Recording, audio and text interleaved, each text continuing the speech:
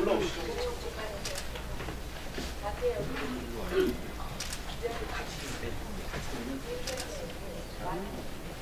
꽉 잡고 쫙 펴주시면 돼요. 예, 저 다시 들어주세요.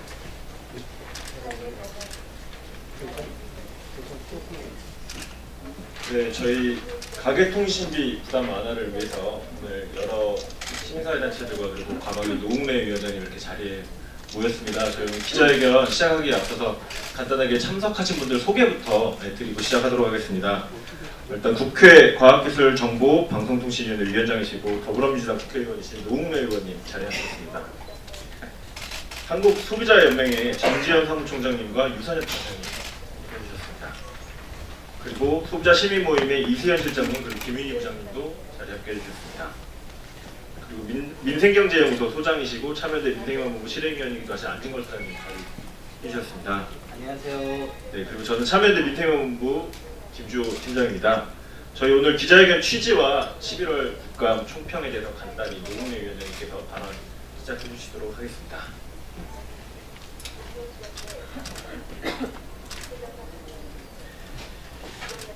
예, 국회 과학기술정보 방송통신위원회 위원장 노웅래 의원입니다.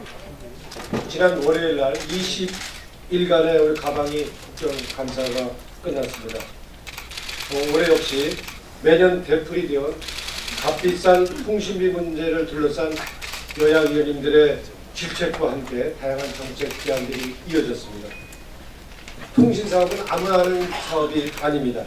정부가 몇몇 통신사에게만 허가를 내주는 이거는 독점독식의 규제산업이고 특혜산업입니다.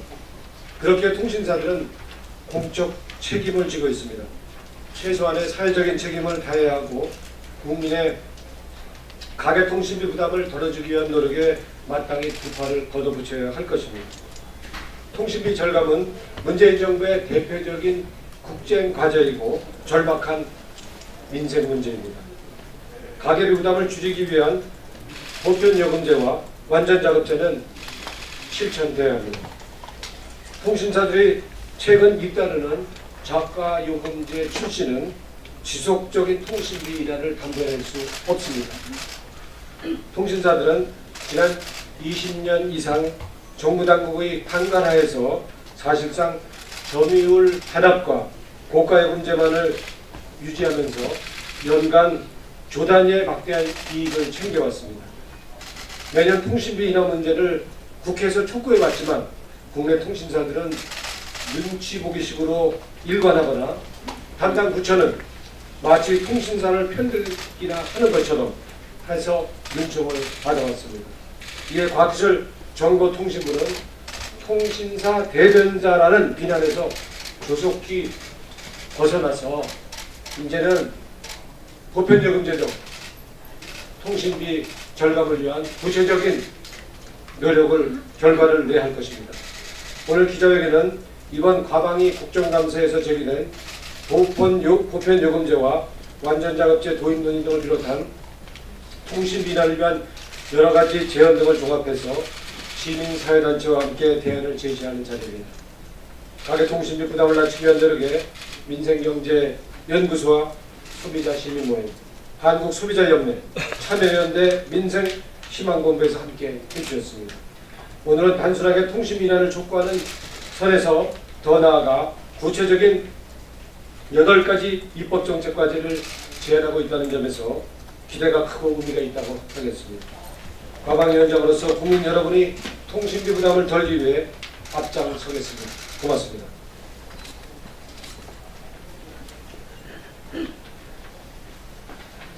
네, 지금 이번 국정감사 때도 보셨겠지만 사실 해외에 비해서 국내 여러 가지 통신비 또 단말기 가격 부담들이 가격에 상당히 부담이 되고 있는 것이 사실입니다. 그래서 많은 소비자분들이 통신비 인하 그리고 단말기 가격 인하에 대해 목소리를 내주고 계신데요. 한국소비자연맹의 정지현 사무총장님께서 저희 단체들이 그리고 노웅래 의원님께 함께 제안해 주신 8가지 과제에 대해서 간략히 좀 설명드리는 수다를 갖겠습니다. 네, 안녕하세요. 한국소비자연맹 정지현입니다. 가계통신비 정책협의회에서 저희가 통신비 인하를 위해서 노력했던 단체들, 소비자, 시민단체들이 오늘 노웅래 위원장님과 같이 자리에 모였습니다. 통계청에서 발표한 가계통신비 1인당 그 비용이 우리나라가 지금 14만 원입니다. 통신은 지금 이제 필수제이고 우리 그 생활에서 없어서는 안 될 만큼 굉장히 중요하고, 그럼에도 가계통신비의 그 비중은 높아져서 소비자 가게에서 통신비가 차지하는 그 부담은 점차 지금 증가하고 있는 상황입니다. 소비자 시민단체들이 통신요금을 인하하라, 보편요금제를 도입하라는 주장에 대해서 지나친 시장 개입이라고 비판하시는 분들도 굉장히 많은 것으로 알고 있습니다. 하지만 통신시장은 제한적 경쟁 상황에서 영업을 하고 있고, 유통 3사들은 실질적 과정 상태에서 2조 원 가까운 이익을 보면서 고가요금제 중심으로 혜택을 집중시키고 있고, 저가요금제 이용자를 차별하고 있습니다. 그렇기 때문에 저희가 그 보편요금제가 꼭 도입돼야 된다고 지금 주장을 하고 있는 것입니다. 65,000원 이상의 고가요금제를 사용하는 소비자 말고 조금 적게 그 요금을 사용하려고 하는 소비자들이 요금제를 찾을 경우 소비자가 선택할 수 있는 요금제가 없다는 것이 문제입니다. 그래서 보편요금제를 통해서 그동안 어쨌든 가격 왜곡과 이용자 차별의 문제를 반드시 좀 개선하고자 합니다. 가계통신비 정책협의회에 저희가 참여를 하면서 이통 3사들이 요금제에 대해서 아무것도 건드릴 수 없다고 주장을 했습니다. 그러나 보편요금제 도입이 본격화되면서 통신사들이 변화가 여기저기서 감지가 되고 있습니다. 무약정 요금제 도입, 위약금 인하, 노민요금 개선에 이어서 보편요금제에 근접했다는 저가요금제가 출시되고 있습니다. 통신사들이 회사들 간 경쟁을 시장의 압력이라고 말하지만 보편요금제 논의가 없었다면 이런 변화가 있었을까 의심해 봅니다. 이게 통신시장을 시장에만 가만히 맡겨둘 수 없는 이유입니다. 오늘 저희 소비자 시민단체들이 8개의 통신 정책에 대한 지금 과제를 이제 제안하고자 합니다. 이미 지금 시장에서 도입돼서 시행되고 있지만 홍보가 부족한 것들도 있고 제도의 보완이 좀 필요한 것들도 있습니다. 이런 8가지 과제에 대해서 선택약정 할인이라든지 주파수 경매 대금, 알뜰폰 사업자에 대한 그 지원, 연금 수입자 노인들에 대한 지원 정책을 홍보하는 것, 그다음에 자급제 단말기의 확대, 노민요금 인하, 단말기 가격 인하 등 여러 가지 그런 그 다면적인 복합적인 그 제안을 통해서 소비자들의 가계통신비가 실질적으로 인하될 수 있도록 하는 그런 내용들을 제안드립니다. 오늘 노웅래 위원장님과 언론에서도 많은 홍보를 통해서 소비자들이 총각 체감할 수 있는 가계통신비 인하가 이루어질 수 있도록 적극적인 홍보와 관심 부탁드립니다. 이상입니다.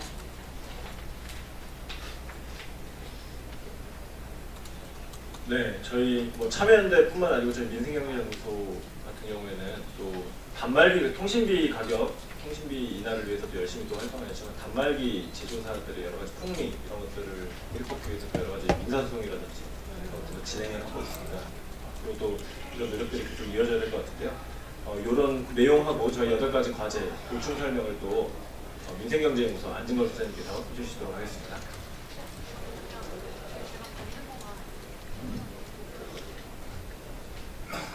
네, 기자님 안녕하십니까? 민생경제연구소에서 일하고 있는 안진걸이라고 합니다.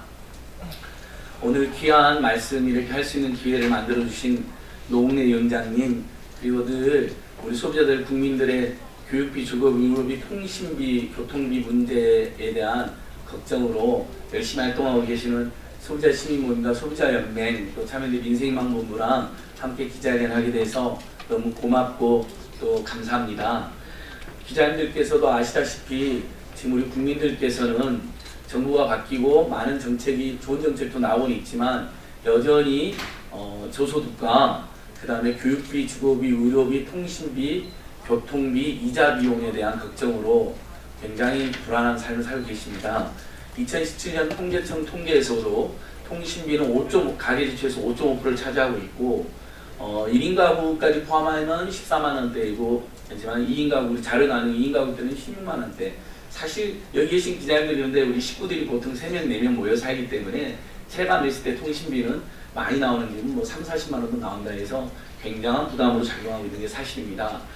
문재인 정부가 들어서서 선택약정 요금 할인 제도가 25%로 상향하고 무려 2,300만 명이 거기에 가입되어서 요금이나 혜택을 보고 있습니다. 올해 7월 13일부터 노인 세대의 70%에 해당하는 기초연금을 받으시는 분들에게 11,000원씩 의무 감면 제도가 시행되면서 많은 노인 세대 분들께서 이거 정말 좋은 제도다라고 칭찬하지 않고 있습니다. 다만 오늘 저희 자료에 나와 있는 것처럼 또 농내 의원님이 지적했던 것처럼 정부나 지자체나 통일사무소가 더 적극적으로 홍보했다면 지금 현재 3분의 1 정도만 혜택을 보고 있는데 나머지 3분의 2의 노인 어르신들께서도 빨리 혜택을 볼 수 있어야 될 것입니다. 그리고 통신 3사에게도 제가 무조건 규탄만 하고 비판만 하는 NGO들은 아닙니다. 최근에 KT가 해외 로밍 요금을 국내 통화 요금과 똑같이 맞추기도 했었고 LGT, SKT도 예전에는 절대로 안 된다고 그렇게 우는 소리를 하고 죽는 소리를 하더니 어찌됐든 시민소비자한테 강력한 요구와 국민들의 압박에 부응해서 3만원대, 4만원대, 5만원대 예전보다 저렴한 요금제가 출시되는 게 사실입니다. 매우 고맙게 생각하고 있습니다. 영업이익이 일부 줄어든다 하더라도 국민들의 통신비나 요구에 화답해 주신 것은 저희는 긍정적으로 평가하고 고마운 건 분명히 고마운 거라고 판단합니다. 하지만 이제 저희는 그래도 불구하고 집집마다 몇십만 원대의 통신비를 줄이기 위해서는 더 과감한 통신비나 정책이 필요하다. 분명히 3만 원대에도 절대 못 내놓고 했던 통신 3사에서 그런 요금제를 내놓음으로 봤을 때 또 작년, 재작년에 4조 원 가까운 영업이익을 누리는 수준을 봤을 때 정부에 추진하는 보편 요금제를 통해서 더 통신 요금을 인하해야 된다. 그쪽으로 많은 국민들이 이동할 수 있는 것도 아닙니다.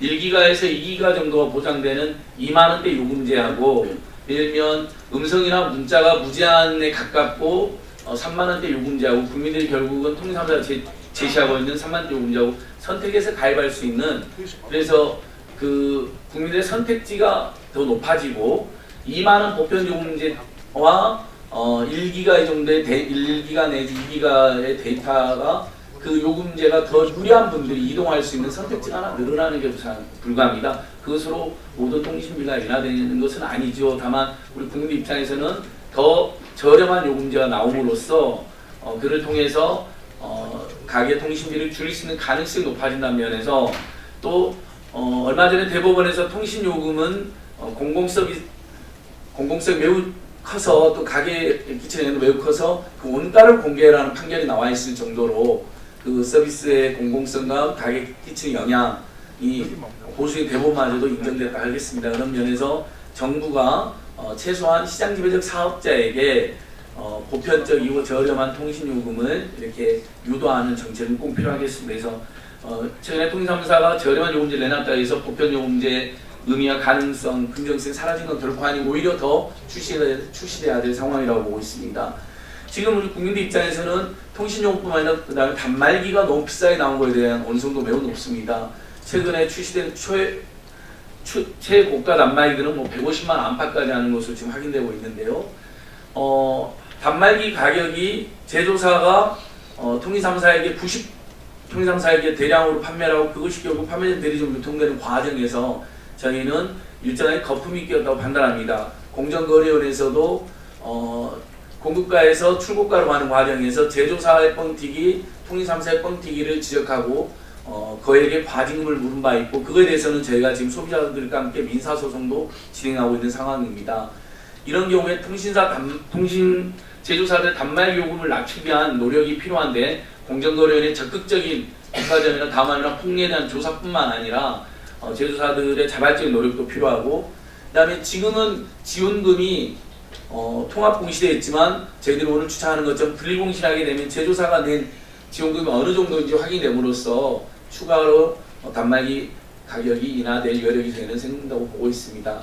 저희는 논란이 되고 있는 완전 작업제 관련해서는 저희는 뭐 작업제가 훨씬 더 지금보다 확대돼야 되고 작업제폰이 더 똑같은 시기에 똑같은 요금 또는 더 저렴한 요금으로 나옴으로써 우리 국민들의 선택지를 넓혀줘야 된다고 생각하고 굳이 휴대폰 판매점 대리점에 안 가고도 자유롭게 구매해서 25% 요금 할인 제도로 가입할 수 있어야 된다고 생각합니다. 하지만 마치 통신요금 인하의 여러 방안이 있음에도 불구하고 완전 작업제 하나만이 대안인 것처럼 이야기되는 것은 바람직하지 않고 완전 작업제에는 우려하는 분들의 목소리도 많고 그렇게 했는데도 삼성이나 애플이 폰 가격을 낮추지 않으면 어떻게 할 거냐라는 많은 분들의 또 지적이 있는 상황입니다. 그 부분에서는 신중한 검토를 국회의원님들에게 한번 요청하고 다양한 방안에서 함께 논의하는 건 좋지만 그런 부분에 대한 신중한 검토도 요청드립니다. 그래서 그리고 마지막으로 저희가 어쨌든 우리 국민들 700만 명 정도가 알뜰폰에 가입돼가지고 저렴한 통신비를 이용하고 있습니다. 근데 최근에 통신 3사가 3만 원대 요금제 내놓으면서 오히려 알뜰폰이 굉장히 어려움을 겪고 있습니다. 그러면 이미 가입되어 있는 국민들을 봐서도 또 알뜰폰 사업을 하고 있는 사업자들의 생존을 봐서도 또 통신 3사가 그렇게 제공하고 있는 그 서비스 회선을 알뜰폰 회사에게도 만약에 도매를 하게 되면 알뜰폰 회사들은 더 낮은 소매요금으로 이렇게 통신 소비자들이 제공할 여력과 가능성이 높아집니다. 근데 저희도 확인해 본가 최근에 저렴하게 내는 3, 4만 원대 요금제 회선을 알뜰폰 회사에 판매하지 않고 있는 것으로 그렇게 확인되고 있습니다. 그것은 굉장히 좀 불공정하고 도매 제공 의무가 있는 사업자로서 의무를 위반하고 있는 행위라고 보여집니다. 알뜰폰 회사에게도 저렴한 요금제 회선을 판매함으로써 알뜰폰은 더 그걸 또 우리 국민들이 저렴하게 판매함으로써 보편 요금제와 이렇게 또 선의 경쟁할 수 있는 조건으로 알뜰폰 회사들의 생존과 국민들의 통신비나 여력 두 가지를 다 보장해야 된다고 생각합니다. 더욱이 보편 요금제가 출시되면 알뜰폰 회사들이 일부 어려워지면 분명히 있습니다. 그것 때문에 저희 심주보단체는 또 고민을 많이 했습니다. 그래서 정부에서도 알뜰폰 사업을 더 지원해야 된다는 입장을 밝힌 바 있기 때문에 알뜰폰에 대한 지원이 해야 된다. 그리고 망 도매요금이 원가 대비 적정 이율을 붙이는 수준으로 법제도가 개정돼야 된다라고 생각합니다. 마지막으로 주파수 경매대금이 정말 3조 원대하고 굉장히 많습니다. 근데 그것이 통신비 인하라든지 통신 공공성에는 거의 사용되지 않고 있습니다. 그 부분이 일부라도 노인 세대라든지 미취업 청년들이라든지 이런 분들에게 복지 차원에서 지원이 된다면 그럼 통신 3사는 그분에 대한 비용을 세이브할 수 있기 때문에 통신비나 여력이 더 생기는 장점이 생깁니다. 무조건 통신 3사에게 요금 인하라는 것도 저희들 오랫동안 그동안의 영업이익의 취라든지 닭과정과 다목과 폭리를 봤을 때 저희들이 주장해왔지만 한편으로는 정부에서도 주파수 경매대금의 상당수는 통신비 인하에 사용함으로써 오히려 통신 3사가 국민의 통신비 인하를 위해서 추가로 통신비에 나설 수 있는 여력을 확보해 주는 것도 이번 국회에서 앞으로 반드시 검토된다고 생각합니다. 예, 다양한 통신비 인하 방안이 국회에서 논의되고 있어서 저희는 좋습니다. 다만 이제 그것들이 얼마나 실효성 있게 우리 국민들이 바라는 두 가지, 통신 요금이 얼마나 획기적으로 인하되느냐, 정말 단말기 요금이 대폭 인하될 수 있는 것이냐, 그리고 알뜰폰 같은 저렴한 대안 서비스의 영역이 더 활성화될 수 있으냐, 이렇게 크게 이 세 가지에 대해서 확실하게 답을 찾아가는 그런 과정이 돼야 된다고 생각합니다. 저희도 오늘 농림위원장 다시 한번 감사드리고 밖에서 통신요금의 획기적인 인하, 단말기 폭리와 거품 제거를 통한 단말기 부담 완화, 그리고 알뜰폰이라든지 저가 요금제 이 서비스의 활성화 이런 부분에 대해서 책임 있게 계속 공부도 더 하고 더 활동도 해나가겠습니다. 조금 말씀이 길었습니다. 들어주셔서 고맙습니다.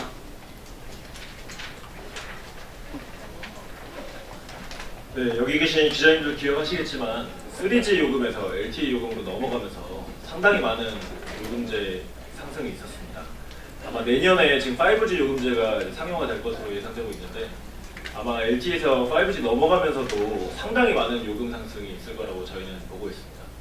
그래서 반드시 올해 안에는 이 보편요금제 법안, 이미 규제개혁위원회를 힘들게 통과해서 지금 국회에 법안이 올라가 있는데요. 이 법안이 통과되기 위해서 국회에서 또 많은 노력해 주실 거라고 믿고 있고 또 노웅래 위원장님께서도 많은 힘 보태주실 거라고 기대하고 있습니다. 저희 오늘 기자회견은 이것으로 마치도록 하겠습니다. 취재해 주셔서 감사합니다. 고맙습니다.